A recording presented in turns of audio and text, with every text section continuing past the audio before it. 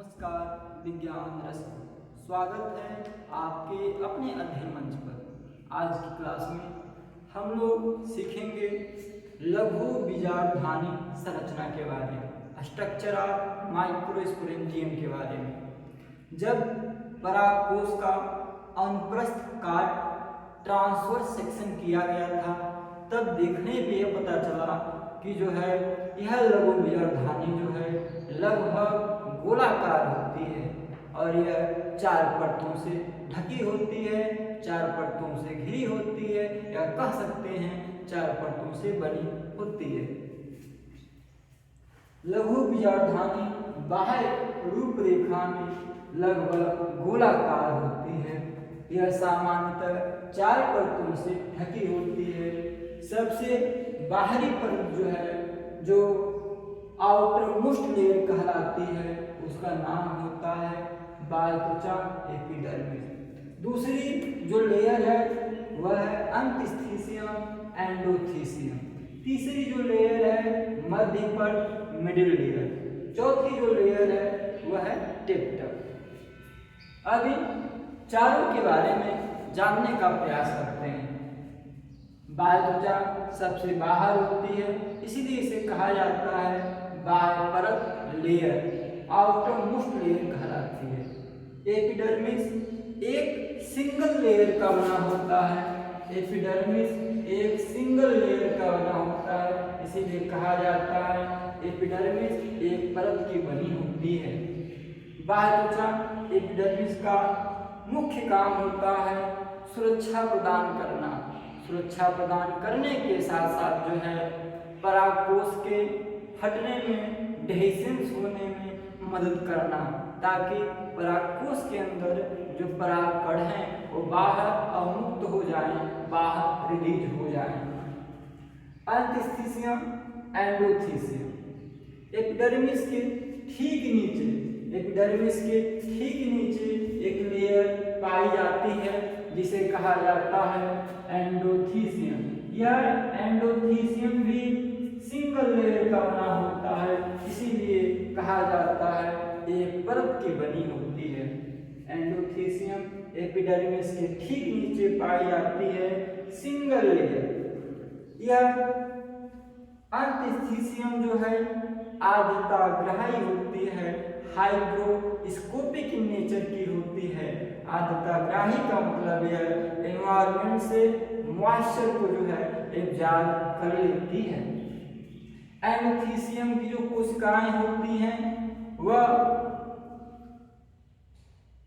सुरक्षा प्रदान करने के साथ साथ जो है रप्चर होने में भी मदद करती हैं, हेल्पिंग प्रोटेक्शन एंड डेhiscence। तीसरी जो लेयर है मध्य परत। एंडोथीसियम के ठीक नीचे पाई जाती है मिडिल लेयर, जो 3 से 4 लेयर की बनी होती है, 3 से 4 परतों की बनी होती है। यह मृदुतर कोशिकाओं की पैरेन्काइमेटल सेल्स की बनी होती है। जब परागकोश परिपक्व हो जाते हैं, परागकोश मैच्योर हो जाते हैं, तो मिडिल लेयर नहीं पाया जाता है। एब्सेंट इन मैच्योर एंथर, परिपक्व परागकोश में मिडिल लेयर नहीं पाए जाते हैं। मिडिल लेयर के ठीक नीचे एक और लेयर पाई जाती है जिसे कहा जाता है टेपिटम।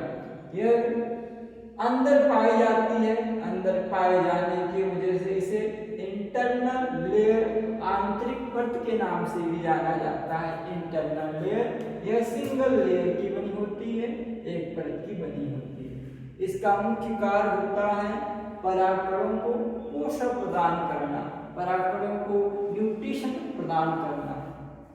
प्राय टेप्टम की कोशिकाएं एक केंद्र की होती हैं, यूनिन्यूक्लिएट होती हैं, लेकिन आगे चलकर यह बहुकेंद्र की हो जाती हैं, मल्टी न्यूक्लिएट हो जाती हैं, और इनके साइटोप्लाज्म जो होते हैं वह सघन होते हैं, सघन कोशाद्रव्य से भरे होते हैं।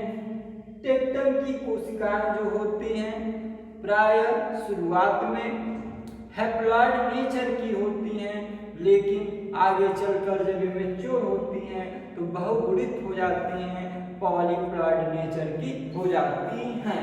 आगे जो है अब टेक्टम के कोशिकाएं जो होती हैं वह दो प्रकार को देखने को मिलती हैं, ग्लैंडुलर टेक्टम और सिक्रीटरी टेक्टम। टेक्टम की कोशिकाओं के अंदर ढेर सारी एक समान प्रकार की कोशिकाएं पाई जाती हैं, जिन्हें कहा जाता है लघु बीजांड मात्र कोशिका, माइक्रोस्पोर मदर सेल कहा जाता है। कोई भी मदर सेल होती है वह हमेशा द्विगुणित डिप्लॉइड नेचर की होती है।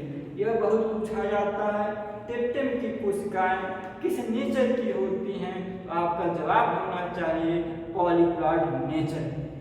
आगे जो है एनसीईआरटी किताब में यह लिखा गया है एपिडर्मिस, एंडोथीसियम, मिडिल, यह तीनों के कार्य जो हैं सुरक्षा प्रदान करने और रप्चर स्फुटन में मदद करने के लिए, लेकिन इन तीनों में से जो मेन स्फुटन में मदद करता है वह है एंडोथीसियम।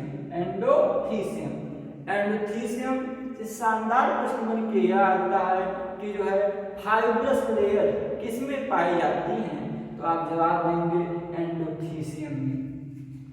टेक्टम का मुख्य कार्य है परागकणों को पोषण प्रदान करना।